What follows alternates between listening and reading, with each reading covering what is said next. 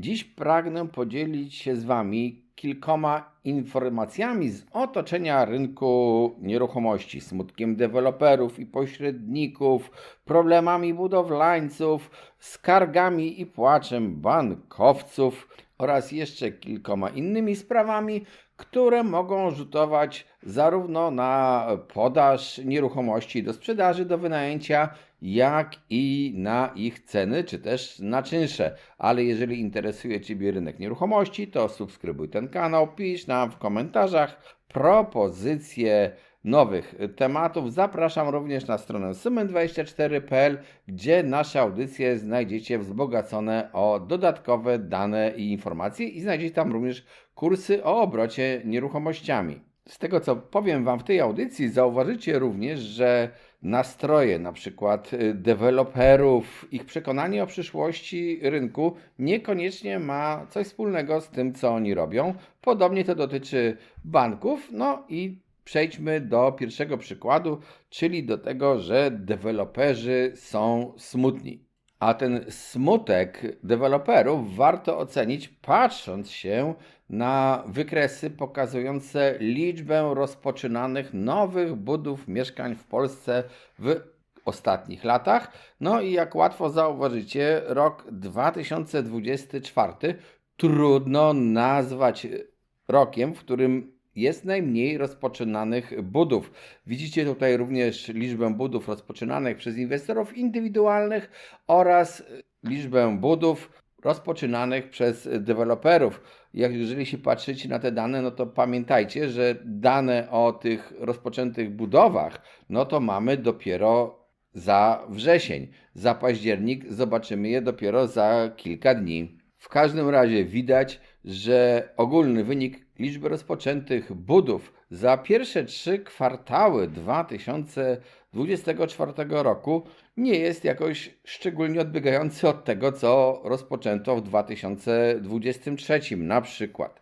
No ale też portal Tabela Ofert prowadzi takie badanie zwane indeksem nastroju deweloperów, gdzie wypytuje deweloperów, jakąś liczbę określoną oczywiście, o to, czy sądzą, że będą musieli obniżać ceny swoich mieszkań, swoich produktów.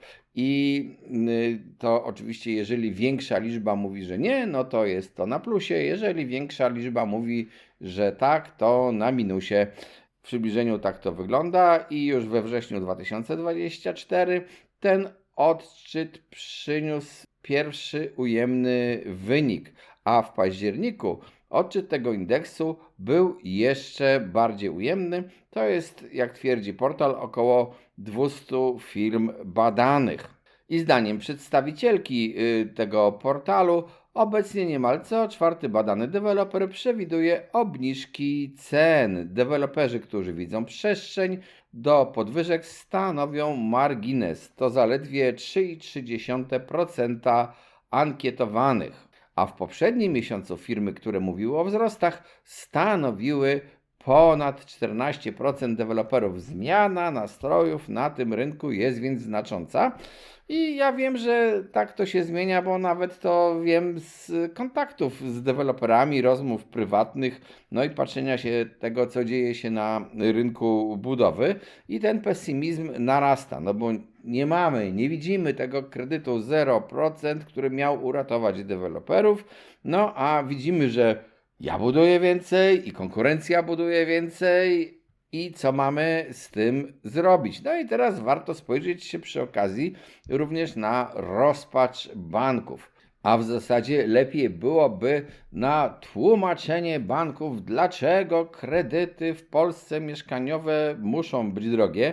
I to oni mówią w roku 2024, który, tak jeszcze początek, to miał bardzo sponsorowany, jak widzicie na tym wykresie, bo te pierwsze 3-4 miesiące, nawet 4 miesiące, to jeszcze są skutki przyznawania, zawierania umów o kredyt, bezpieczny kredyt 2%. Ale zauważcie, że owszem, na tej czerwonej linii widać liczbę zawieranych umów, ale ta liczba nie jest jakoś dramatycznie niska. jest ona znacząco wyższa od tego, co było na dołku. No może nie jest maksymalna w czasach prosperity banków, wtedy kiedy były kredyty prawie na 0%, albo wtedy kiedy był rozdawany ten bezpieczny kredyt 2%, rozdawany w sensie był kredyt z dopłatami, ale też nie jest najgorzej i ludzie nadal kredyty biorą. Jeżeli biorą kredyty, no to znaczy, że kupują. Oczywiście w tej chwili widać, że biorą kredyty osoby majętniejsze, do czego zaraz przejdę, bo może się okazać, że tych osób majętnych w rozumieniu banków przybywa w sposób czasami nawet nieoczekiwany do rozwoju sytuacji w gospodarce. A czym banki tłumaczą te wysokie stopy procentowe? No, po pierwsze tym, że Rada Polityki Pieniężnej utrzymuje wysokie stopy procentowe, to jest zrozumiałe. Tłumaczą też tym, że w Polsce to środowisko, otoczenie jest niepewne i oni ponieśli wielkie straty z tytułu kredytów udzielanych we frankach. Ale tutaj przepraszam, ja nie bardzo rozumiem to tłumaczenie, bo kto bankom kazał zawierać umowy w sposób niezgodny z polskim prawem, a potem kto im kazał jeszcze uparcie walczyć w sądach z frankowiczami po to, żeby już doprowadzić do przegrywania chyba każdej lub prawie każdej sprawy z kredytowiczem, płacić kancelariom prawnym za obsługę, zwracać tym, którymi się procesują, koszty związane z prowadzeniem tej sprawy. Po co to wszystko było? Czy nie można było wcześniej pomyśleć o tym, że należy się jakoś z tymi kredytobiorcami ułożyć i zanim zaczęło się przegrywać prawie wszystkie sprawy, to może trzeba było wyjść z jakąś rozsądną propozycją. Tego nie zrobiono i tutaj trudno mi powiedzieć, żebym ja żałował banków. Wiem oczywiście, że niektórzy z Was powiedzą, że tak, ci kredytowicze frankowi, to oni dostali coś tam lepiej niż inni. No ale czy to jest ich wina? Czy to jest wina banku, który nie potrafił dobrej umowy i zgodnej z prawem zawrzeć? Odpowiedzcie sobie na to pytanie sami. Teraz oczywiście banki zaczynają być dręczone, co prawda jeszcze w małej skali, sprawami o WIBOR. Tutaj linia orzecznicza się jeszcze nie za bardzo ukształtowała. Ale też trzeba powiedzieć, że banki faktycznie są dręczone na przykład takimi pomysłami rządu, jak wprowadzanie czegoś, co nazywa się wakacjami kredytowymi. I one to również muszą wziąć po prostu, jak to się mówi popularnie, na klatę. Jakie by nie było tłumaczenie banków co do kredytów, to nie można powiedzieć, że akcja kredytowa zamarła. Wiele osób, szczególnie tych majętniejszych, chce kupować mieszkania nawet na kredyt i już przestało czekać na ten obiecany kredyt 0%, który dla nich stał się mitem. Stracili po prostu cierpliwość, bo gdzieś chcą mieszkać. Z rynku ubyli w dużej ilości inwestorzy tacy gotówkowi oraz fliperzy, z których wielu po prostu zarabiało na tym, że właśnie, nawet tak naprawdę nie na ich działalności, tylko na tym, że po prostu był trend ogólnie wznoszący i to, czy by wyremontowali to mieszkanie, czy nie, to i tak by je sprzedali drożej niż kupili. Na marginesie o fliperach pragnę dodać informację, że podobno zainteresowali się mocno terenami, które zostały zalane, ale tak naprawdę nie znam ani skali tego zjawiska i nie wiem, czy to nie jest jakaś po prostu kaczka dziennikarska, czy też jakiś przesadzony tytuł. Bardzo chętnie dowiem się od osób, które mieszkają właśnie na terenach dotkniętych powodzią, czy widzą tam nagle nalot fliperów, którzy chcą kupować mieszkania, a też przypominam przy okazji, że obrót nieruchomościami w tamtej okolicy chwilowo dotknięty jest prawem pierwokupu państwa, co wynika z regulacji wprowadzonych specustawą związaną z właśnie powodzią i jej skutkami. Wspomniałem też, że banki mogą mieć więcej klientów posiadających zdolność kredytową i to są klienci, którzy pracują w budżetówce, bo trzeba powiedzieć, że budżetówka, jej płace bardzo podniosły się, przynajmniej średnio. Nauczyciele dostali ogromne podwyżki w tym roku. inne części budżetówki również dostawały podwyżki i nawet doszło do sytuacji, jak podaje GUS, w której zarobki w budżetówce zaczęły, te średnie zarobki, przewyższać zarobki w gospodarce. Jeżeli tak jest faktycznie, te średnie zarobki, no to znaczy, że ci, którzy utrzymują budżetówkę, zarabiają mniej niż ci, którzy są przez nich utrzymywani.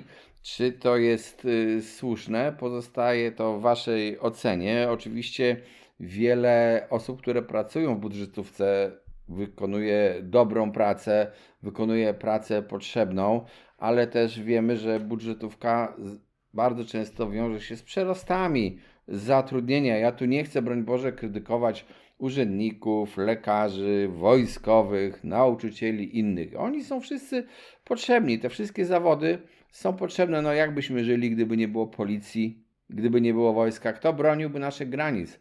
Mamy darmową oświatę, no to kto uczyłby te dzieci, gdyby nie budżetówka? Ale te znaczące podwyżki płacy w budżetówce spowodowały, że te osoby, czy też te na przykład związki partnerskie, małżeństwa, nieważne w jakiej tam konfiguracji te osoby żyją, uzyskały razem większą zdolność kredytową, no bo po prostu płaca wzrosła i dlatego też ich bardziej stać na kredyty mieszkaniowe. A wracając do tych kredytów mieszkaniowych i w ogóle do tego, kto kupuje, no to warto zauważyć, że na przykład u deweloperów kupują ci, no nie chcę powiedzieć z górnej półki, bo to taka najwyższa półka to jest w ogóle nieistotna, szczerze mówiąc, dla rynku, ale generalnie w pierwszej kolejności z rynku wypadają ci, którzy liczyli na tańsze mieszkania i dlatego teraz kupowane są, na przykład w jakichś miastach, jeżeli są różne lokalizacje, no to wykupywane są bardziej te lepsze lokalizacje niż te gorsze. Dodam, że jest również portal poświęcony ofertom nieruchomości, który również bada nastroje na rynku nieruchomości. On tutaj bada pośredników, opinie pośredników i tworzy podobny miernik, podobny barometr nastrojów, jak robi to portal badający nastroje deweloperów. I tutaj również informuje on, że nastroje wśród pośredników zaczęły spadać, nie są jeszcze ujemne, przynajmniej do końca trzeciego kwartału 2024 nie są ujemne. Zobaczymy, co będzie za czwarty kwartał 2024, ale te nastroje generalnie mają tendencję spadkową, co świadczy również o tym, co dzieje się na rynku wtórnym, bo na rynku wtórnym mamy z jednej strony łatwiej pośrednikom pracować, wysyp ofert i jeżeli ktoś nie może sprzedać samodzielnie swojej oferty, no to siłą rzeczy po jakimś czasie takich daremnych prób zwraca się do pośrednika w obrocie nieruchomościami. Czasami nie może sprzedać, dlatego że po prostu trzyma cenę bezsensowną, ale pośrednik przyjmuje taką ofertę, ma więcej ofert, ale gdzie są ci kupujący? A poza tym, w dodatku już zasygnalizowałem, musi walczyć, staczać często ciężkie boje ze sprzedającymi, z oferującymi te nieruchomości, żeby przekonać ich do tego, że ich cena, ich oczekiwania co do ceny rozmijają się z dzisiejszą sytuacją na rynku. Podsumowując, mamy sytuację, w której naprawdę rozpoczęto dużą liczbę budów nowych mieszkań. Jednocześnie zarówno deweloperzy i pośrednicy sygnalizują, że widzą coraz trudniejszy zbyt nieruchomości. Do tego dochodzą jeszcze problemy budowlańców, raportowane przez Urząd Statystyczny, gdzie sporo tych osób, które pracują w budownictwie, albo rezygnuje z tej pracy, albo wpada w kłopoty finansowe, bo ma mniej zleceń. Przy czym o tych budowlańcach to warto jeszcze pamiętać, że oni są tak wszyscy wrzucani niemalże do jednego worka, a tak naprawdę to czym innym są ci budowlańcy, którzy budują konstrukcje budynków mieszkalnych, a zupełnie inni to są ci, którzy budują drogi i mosty. To teoretycznie są budowlańcy, ale to zupełnie inny sprzęt, zupełnie inne kwalifikacje. Tak samo jak jeszcze do budowlańców należą również ci hydraulicy, elektrycy, którzy potem na przykład wykańczają te mieszkania. No już na końcu oczywiście glazurnicy i ci spece od robienia robót wewnętrznych. I każdy z nich jest jak gdyby na innym etapie rynku, troszeczkę później, z uwagi na po prostu rodzaj prac wykonywanych, a także jeżeli ubywa zleceń na budowę dróg, nie ma na razie dużych zleceń związanych z CPK i takich potężnych inwestycji w infrastrukturę, no to cierpią zupełnie inni budowlańcy niż ci, którzy na co dzień zajmują się budowaniem mieszkań. Do tego trzeba dodać narzekające banki, które rok 2024 chyba zaliczą do dobrych lat pod względem zarobków. Przynajmniej tak można sądzić po dotychczasowych wynikach. No i ta budżetówka, ci pracujący w budżetówce albo posiadający partnerów, małżonków, współmałżonków pracujących w budżetówce, no oni też patrzą na to wszystko optymistycznie pewnie. Jednak rozpoczęte budowy kiedyś trzeba będzie zakończyć i kiedyś trzeba będzie sprzedać te mieszkania, a jaki popyt może być w przyszłym roku, jeżeli nie będzie programu jakiegoś sztucznego wspierającego kredyt, na przykład ten kredyt 0%. Ten program już przestał o nim ktokolwiek mówić ostatnio, ale to nigdy nie wiadomo, może odżyć. Jeżeli nie będzie tego typu programów, nie tego, tylko tego typu programów, jeśli Rada Polityki Pieniężnej będzie długo utrzymywać wysoki poziom stóp procentowych, a tym samym wysokie stopy procentowe będą w bankach, no to trzeba się liczyć, że jeszcze bardziej narośnie liczba ofert mieszkań, które można kupić i będzie to w sumie dobry czas dla kupujących. Ja nie mówię, że nawet z powodu cen, tylko z tego powodu, że wreszcie może nie będą musieli w ciągu pół godziny decydować się, czy pan bierze to mieszkanie, bo już są tutaj trzej następni. Nie będzie takich sytuacji. Będzie można zastanowić się nad wyborem mieszkania, w jaką ono stronę świata wychodzi, czy to jest lepsze, czy inne. Im więcej ofert, tym większy wybór.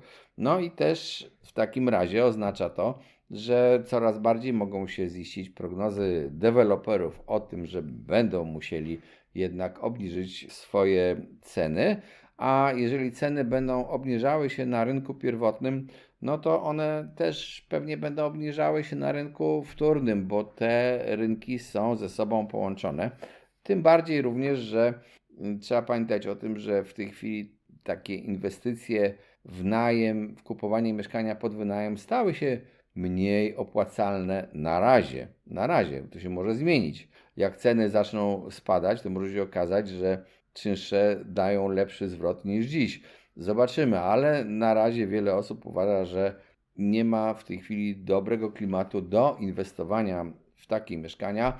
Wiele osób również jest takich, które w okolicach COVID-u czy tuż po COVID-zie kupowały mieszkania, uciekając po prostu od trzymania gotówki w banku, która nie była wcale oprocentowana i oni nawet tych mieszkań nie puszczali na rynek najmu, ale po prostu trzymali, bo te mieszkania jakoś rosły na wartości, ich wartość rosła i to było widać, czytali o tym w prasie, a teraz widzą, że to nie rośnie i już widać nawet, że część z nich po prostu postanowiła sprzedać to mieszkanie. Im więcej ich będzie teraz szło w kierunku sprzedaży, jednocześnie, tak samo jak jednocześnie kupowali, tym znowu podaż mieszkań będzie rosła.